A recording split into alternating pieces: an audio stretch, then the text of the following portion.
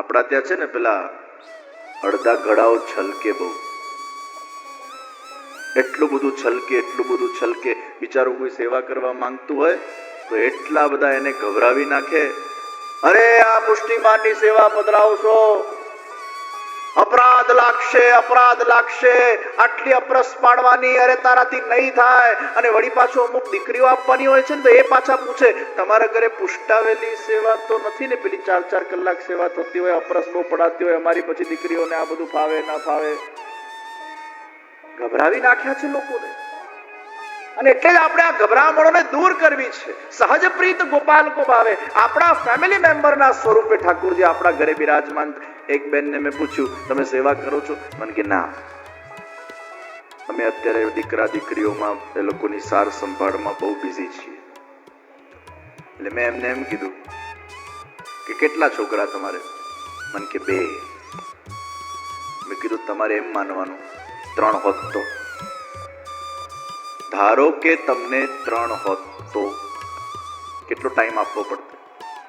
એને ઉછેરવાનું, એને મોટા કરવાનું, એને સ્કૂલે મોકલવાનું, વળી પાછો એ મોટો થાય તો મૂર્તિઓ શોધવાનું, કેટલો ટાઈમ આપવો પડતો? જેને પણ ઠાકોરજીની સેવા કરવાની ઈચ્છા છે, પરંતુ અગર કોઈ કારણોસર કોઈક કારણે નથી કરી શકતા તો એમને ખાલી થોટ પ્રોસિજરને ચેન્જ કરવાની જરૂર છે.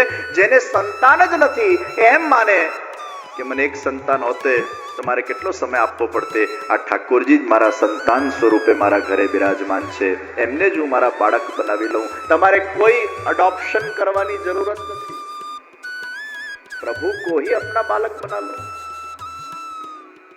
પછી તમારું બહુ મોટું કારોબાર હોય, તમે કોઈ અડોપ્ટ કરો, એક જુદી વાત છે. તમારા કાર્યને સંભાળવા માટે પણ પોતાના જ બાળક સ્વરૂપે એ ઠાકોરજીની તમે સેવા કરો.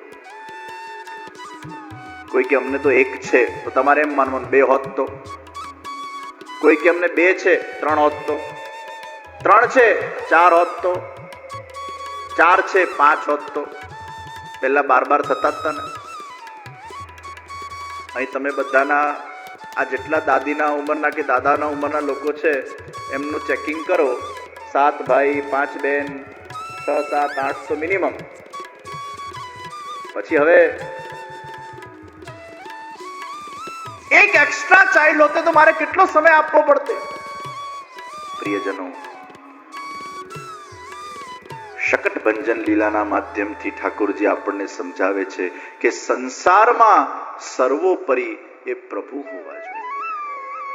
પ્રભુ થકી મારો સંસાર છે, પ્રભુ થકી મારો પરિવાર છે. હું પ્રભુને ભૂલું નહીં. અને જો ભગવાનને આપણે ભૂલી ગયા તો ક્યાંક ભગવાન એકાદ લાત મારશે અને આ શકટનું ભંજન કરી નાખશે. પછી આપણી અક્કલ ઠેકાણે આવશે કે હવે મારે પ્રભુની ભક્તિ કરવી જોઈએ. નિષ્કંચનોના પણ પ્રભુ છે અને કંચનોના પણ પ્રભુ છે. અમેરિકાના અંદર એક બહુ નાનું ઘર, એકદમ નાનો રૂમ, રસોડું, એ રસોડાના કબાટમાં આટલું સુંદર ઠાડા સ્વરૂપ બિરાજતા હતા અને બેન એમની સેવા કરતા હતા. મને જોઈને એટલો આનંદ થયો. આટલી નાની જગ્યામાં, એના પાસે કોઈ જગ્યા નહીં, રસોડાના પેલા નીચે કબાટમાં ઠાકોરજી એને પધરાવેલા અને પ્રેમથી એ સેવા કરતા બેન. એને 6 વાગે જોબ પર જવાનું હોય, 3:30 વાગે ઉઠે, 4 વાગે ઠાકોરજીની સેવા કરે અને પછી જોબ પર જાય. આવા પણ જીવો છે. એમના પાસે પૈસા ના હોય, વ્યવસ્થા ના હોય, એમના ઘરમાં જગ્યા ના હોય, તો પણ એક નાની જગ્યામાં પણ ઠાકોરજીને બિરાજીને એ પ્રભુને લાડ લડાવી શકે છે. જેને ભણવું હોય ને એ સ્ટ્રીટ લાઇટના નીચે બેસીને પણ ભણે, અને જેને ના ભણવું હોય ને એ એસી બેડરૂમના અંદર પણ ભણી શકતો નથી, સ્વતંત્ર રૂમમાં પણ ભણી શકતો નથી. જેને સેવા કરવી હોય ને એના બધા રસ્તા ઠાકોરજી કરી આપતા હોય, જેને ના કરવી હોય એના પાસે 50 બહાના છે. નથી કરવાના બહાનાઓ છે. પણ છતાંય હું ચોક્કસ માનું છું કે હવે એવા ઘણા બધા જીવો છે જેને કદાચ ભગવત સેવામાં અત્યારે ભાવ નથી.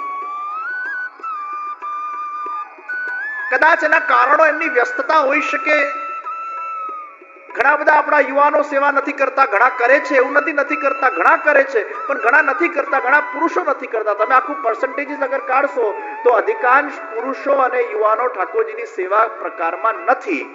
એ લોકોને આપણે સંકીર્તન પ્રકાર, ધ્યાન પ્રકાર એ આપવો પડશે, તો એ લોકો આપણામાં રહેશે. નહીં તો જો એ લોકોને આપણે આ સંકીર્તન ને ધ્યાન પ્રકાર નહીં આપીએ તો આપણા જ છોકરાઓ એ બીજે ફંટાઈ રહ્યા છે અને બીજી ત્રીજી જગ્યાએ જઈ રહ્યા છે, એનું દુઃખ થાય છે. સંકીર્તન ને ધ્યાનનો પ્રકાર એ યુઝર ફ્રેન્ડલી પ્રકાર છે, ગમે ત્યાં બેઠા તમે કરી શકો છો. કલૌ કેશવ કીર્તના તસ્માત સર્વાત્મના નિત્યમ શ્રી કૃષ્ણ શરણમ મમ વદત ભિરેવ સતતમ સ્મરણમ ભજનમ ચાપી ન ત્યાજ્યમ ઇતિ મે મતિ. તો શકટ ભંજન લીલા પ્રભુ દ્વારા કરવામાં આવી. ઠાકોરજી રીંગણ લીલા કરવા લાગ્યા. ગાયનું આમ પૂંછડું પકડીને ઉભા થયા. ઉભા પણ કેવી રીતે થયા? ગાયનું પૂંછડું પકડીને. અને પહેલી વાર ચાલવા લાગ્યા. અને ચાલવા જ નહીં, નૃત્ય કરવા લાગ્યા. 1 વર્ષ થઈ ગયું. નામકરણ સંસ્કાર રહી ગયા હતા. ગર્ગ મુનિ દ્વારા નામકરણ સંસ્કાર કરવામાં આવ્યા. શ્રી બલરામજી, શ્રી કૃષ્ણ.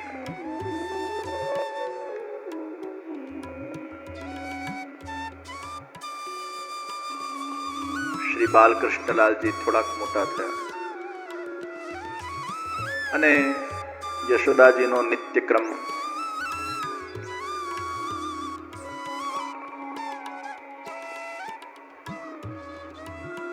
વહેલી સવારે ઉઠી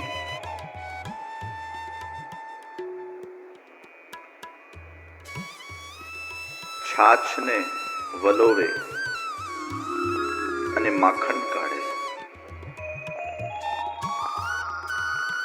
છાછને વલોવતા જાય, વલોવતા જાય, વલોવતા જાય.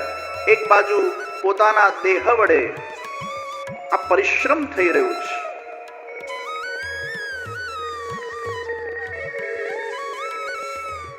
દેહ તપ કરે, મન જપ કરે.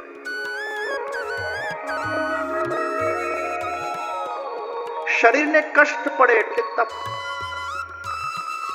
કોઈ પણ ભગવદ કાર્યમાં જ્યારે ક્યાંક તમારા શરીરને કષ્ટ પડે એટલે તપ, તાપ. મન જાપ. શરીર કો તપ, મન કો જપ. અને આ થોડુંક શરીર ઘસાય ને, આ પુષ્ટિ માર્ગીય તપ છે. યોગીઓના તપ જુદા જુદા છે. ઠંડી ગરમી સહન કરીને બરફમાં પણ એ લોકો આમ ધ્યાન સમાધિમાં બેઠા હોય, શરીરમાંથી એમનું ચિત્ત બહાર નીકળી ગયું હોય. અમુક અમુક પ્રકારના કષ્ટ સહન કરવા. પુષ્ટિ માર્ગમાં પણ અમુક પ્રકારના તપ છે. આપણી અમુક ગમતી વસ્તુ છોડવાની છે. અને એટલે મહાપ્રભુજી આજ્ઞા કરી, અસમર્પિત વસ્તુ નામ તસ્માદ વર્જન માચરેત. બને ત્યાં સુધી હોટલ, રેસ્ટોરન્ટ, બહારનું ખાવાનું છોડો. પ્રભુને ભોગ ધરીને ખાઓ. તો બહારનું છોડવું, સ્વાદ છોડવો કેટલો મોટો તપ છે ભાઈ. છૂટે.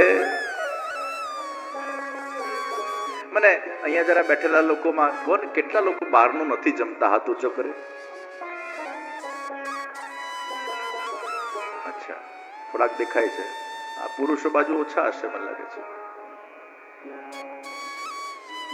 અહીં છે કોઈ? આ બાજુ કોઈ બહારનું નથી જમતું તમારામાંથી? એક બેન પાછળ બેઠા છે. 2 3 4 5. સરસ. આ તપ કરે છે. આ તપ છે.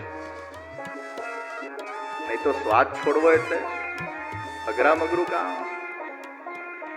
એક બહેનનો એટલો બધો ખોરાક, 80 વર્ષના માજી એટલું ખાય, આમ તમને આશ્ચર્ય થઈ જાય.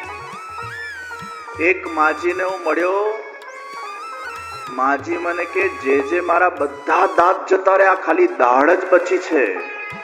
મેં કીધું એનું જ કામ છે ને, તમારે ક્યાં બાઈટ કરવાનું છે, ટુકડા કરીને આપે ચબાવવાનું જ છે ને, આગળના દાંતનું કઈ કામ નથી, દાળનું જ કામ છે. મને કે મારી દાળ જોઈ હોય તો હું 10-10 વાગે રાત્રે 4-4 ભાખરી ખાઈ જાઉં છું તોય પચી જાય છે.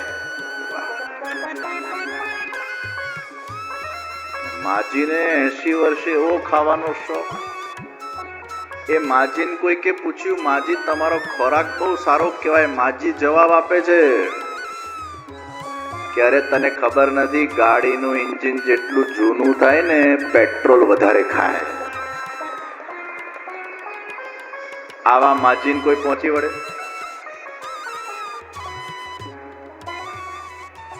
આખા શરીરના અંદર બધા જ ઓર્ગનોને રિપેર કરવાની જરૂર પડે. આખા શરીરમાં એક જ ઓર્ગન એવું છે જેનો કોઈ સ્પેશિયાલિસ્ટ નથી. Heart specialist, kidney specialist, liver specialist, skin specialist, hair specialist, eye specialist, ENT surgeon, બધા સર્જનો જોયા તમે. ટંગ સ્પેશિયાલિસ્ટ જોયો? જીબડીનો ડોક્ટર, ટંગ સ્પેશિયાલિસ્ટ. આખા શરીરને બુઢાપો લાગે, આંખે મોતિયા આવે, સ્કિન પણ આપણી જર્જરિત થાય, વાળ પણ ધોળા થાય, ટાલ પડે, કાંધાનો દુખાવો, સાંધાનો દુખાવો, ઢાંકણી તો બદલાવી જ પડે. પણ મને સાચું કહો, 80 વર્ષે પણ જીબડી બુઢી થાય ખરી? આખા શરીરમાં બુઢાપો, જીબડીને લાગતો જ નથી. એ યુવાનની યુવાન રહે છે, મરતા દમ સુધી જીબડી બુઢી થતી નથી. બધા અંગો બુઢા થઈ જશે, જીબડી બુઢી નહીં થાય. કેમ? કારણ કે ભગવાન કે છે, તું મરતી વખતે મારું નામ રટી શકે એટલે તારી જીબડીને મેં યુવાન રાખી છે.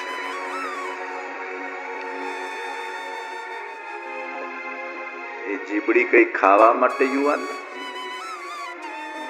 અને ભગવાન આપણને છે ને પ્રકૃતિ દ્વારા મેસેજ મોકલી આપે છે. જ્યારે આપણે નાના હોઈએ ત્યારે આપણા દાંત ન હોય એટલે ભગવાન કહે છે કઈ ચબાઈને નહીં ખાવાનું, દૂધ જ પીવાનું. પછી જેમ જેમ આપણા દૂધિયા દાંત આવતા જાય તેમ તેમ પછી અમુક વસ્તુ આપણે ખાઈ શકીએ. પછી એ જાય ને નવા દાંત આવે, પછી આપણે કઠોર વસ્તુ ખાઈ શકીએ. અને પછી ભગવાન કહે છે હવે ધીરે ધીરે તારા દાંત હું પાછા લઈ લઈશ. એટલે જ્યારે દાંત પાછા લઉં એટલે તારે પછી એવી જ વસ્તુ ખાવાની જે તારા પેટ માટે પચી શકે. અમુક વસ્તુ નહીં ખાવાની. પણ આપણા હોશિયાર લોકો એમાંય ચોખ્ઠું લઈ આવ્યા અને ચોખ્ઠું નાખી નાખીને એટલું ખા ખા કરે, એમની પાચન શક્તિ મંદ થઈ જાય તોય ખા ખા કરે, છેક સુધી સ્વાદ છૂટતો નથી.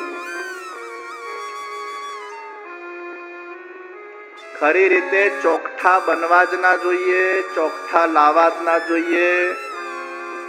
તમારા દાંતો જ્યારે જવાનું ચાલુ કરે એ જ પ્રમાણ છે કે તમારી પાચન શક્તિ હવે મંદ થઈ રહી છે, તો જ ભગવાને દાંત બોલાવી લીધા. ઠાકોરજી કેટલું આપણું ધ્યાન રાખે છે. આપણી કેટલી શક્તિ છે પચાવવાની, એના આધારે જ આપણને અમુક દાંત આપશે ને અમુક નહીં આપે. જો સાવ બોખા થઈ જાઓ ને એટલે તમારે પછી ચબાવવા વાળી વસ્તુ ખવાય જ નહીં, પછી લિક્વિડ પર જ રહેવું પડે. અને એવી જ વસ્તુ લેવાય કે જેને તમે જીભથી મેલ્ટ કરી શકો. પણ આ કોણ ત્યાગ કરે? આ તપ છે. ભલે બીજું શારીરિક કષ્ટ કદાચ પુષ્ટિ માર્ગમાં નથી, પણ મહાપ્રભુજીએ સૌથી મોટું તપ આપ્યું